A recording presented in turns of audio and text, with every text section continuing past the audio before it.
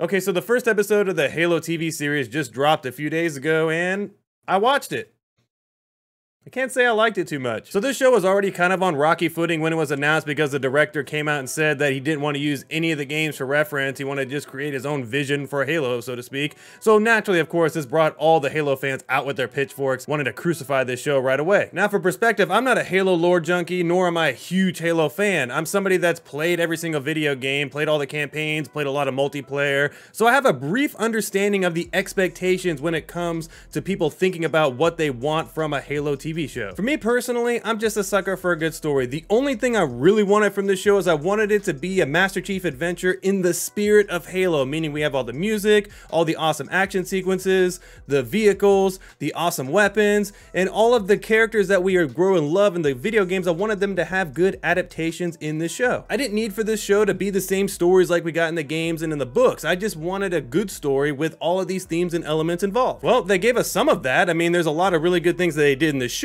but there's also a lot of really key elements that they dramatically failed at that are gonna make me really concerned about this show going forward. All right, so let's go ahead and jump into my thoughts about this first episode of Halo, and just a cautionary warning here, this is gonna be a full spoiler review of this first episode. So I'm gonna be straight up, the first few minutes of the show I was pretty bored because they were building up these minor characters in the world, and it didn't really seem necessary because they were all just killed off in the next few minutes anyway after the elites invaded, so I don't understand why we spent so much time on these characters. The action sequence that ensued after this part though was absolutely epic, from the introduction to Master Chief when he dropped out of the ship, to the other Spartans coming in, to the elites invading this compound. It was all really well done in my opinion. A big gripe that I had with this scene overall is the fact that the Spartans were the only ones that seemed to be able to damage these elites. I mean, you can argue that maybe the Spartans were using some higher grade ammunition, but that's false because there was a fallen over vehicle and Master Chief just grabbed the minigun off of this vehicle, and these were the same guns that the humans were using, and they couldn't do any damage to the elites.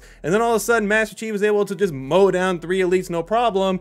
There's a little bit of inconsistency there, and I did not like it. Our unfortunate lone survivor is Quan, and I say unfortunate because I'm not really interested in this character at all so far, and I feel like she's gonna take away from Master Chief because she's obviously gonna be a predominant character for the rest of the show. And I wanna be nice and fair about it because I may like her as the show goes on, but I don't know, I felt like the first episode should have primarily focused on Master Chief and not introduce this other character right away. I don't know exactly how I would have done it, but it just felt a little off that we focused so much on this Quan character. Sticking with the Spartans a little bit more, I really like the design of the Spartans in this show. They did an awesome job of the suits. They just look aesthetically pleasing. They're just really well done. They're also tanky as well as agile in their roles. And I just liked overall the Spartans and how they looked and how they moved in the show overall. There was a couple of times where they moved a little bit robotically, kind of like RoboCop in some moments. And then I didn't like how they were a little bit too tanky at times, where their footsteps were so loud that I couldn't really hear their voices too well. There's a couple times where I had to rewind just to be able to hear what they were saying because they were walking around and talking at the same time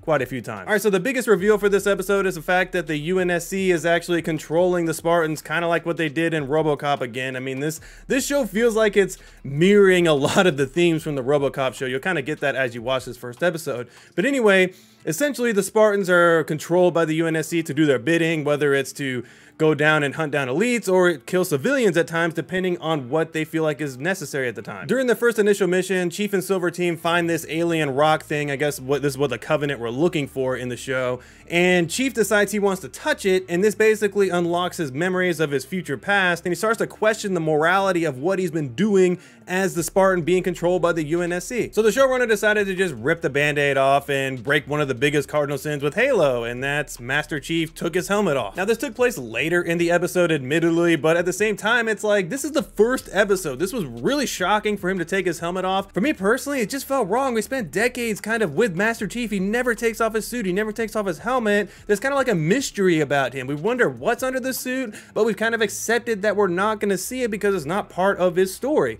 And then in the first episode of his first major TV show, he takes it off in the first 45 minutes, and that doesn't, I don't know, it just didn't sit well for me. I don't want to harp on it too long because I know a lot of lore junkies and also Halo experts are gonna just hate this part of the show, but nevertheless, it's part of the show. He's gonna have his helmet off a lot from what I understand, so it's something we gotta get used to. Outside of that, I thought Master Chief was actually pretty decent in this first episode. He's a skilled fighter, has a lot of those epic Halo moments like picking up the minigun, like I said at the beginning of the video. And then we also got a few unique unique shots with Chief in his first person mode. We got to see the little radar and all those little things. And then we also got to see when he was damaged, he lost his shields, and you got the epic, iconic shield losing sound from the video games. And then he also regained it, and you got that sound effect as well. So going back to the initial action sequence at the beginning, it's super gory. I mean, I was really surprised when I saw this happening because somebody got their legs blown off. There's blood everywhere. One of the elites is laying on the ground and he gets his head blown off. It really made me want some of this stuff in the video game because it was so cool. During the battle, we're introduced to the Covenant, mainly the elite soldiers, and I'm really hoping that they add more of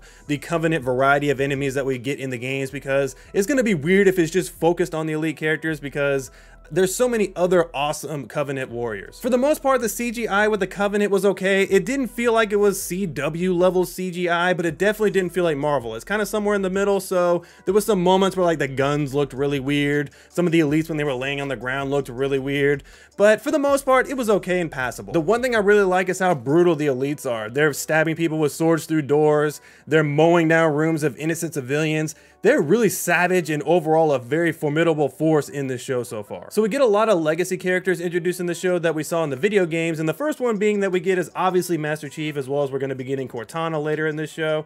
We also get introduced to Captain Keyes as well as Miranda Keyes, who are big parts of the video games, as well as Dr. Hasley is in here, and she's definitely a much younger version compared to the games. And then also we get introduced to Prophet Mercy, which was actually really cool, and I like seeing him on screen a lot. One of the new characters that we got in the show is somebody that I'm most interested in, and that's Mackie, because she betrayed the human race to join the Covenant, and I find this storyline super fascinating because I'm curious to see why she joined the Covenant. Is she brainwashed, or is she going to be just doing it of her own volition because she doesn't like the human race anymore? What's her reasonings behind doing this? I really hope for the latter, because her being brainwashed by the Covenant or being controlled by the Covenant to work with them would be kind of a letdown of a storyline. It'd be cool if she was just literally doing this because she wanted to do it, because she didn't like the human race anymore. Anyways, this show is off to a rocky start, but I'm interested to see what's going to happen in episode 2, because I like torturing myself by watching mediocre TV, I guess. But anyways, what did you guys think? Are you excited for this show? Have you watched the first episode? Let me know what your thoughts are down in the comments below. But all right, that's it. Thank you so much, and we'll see you next time.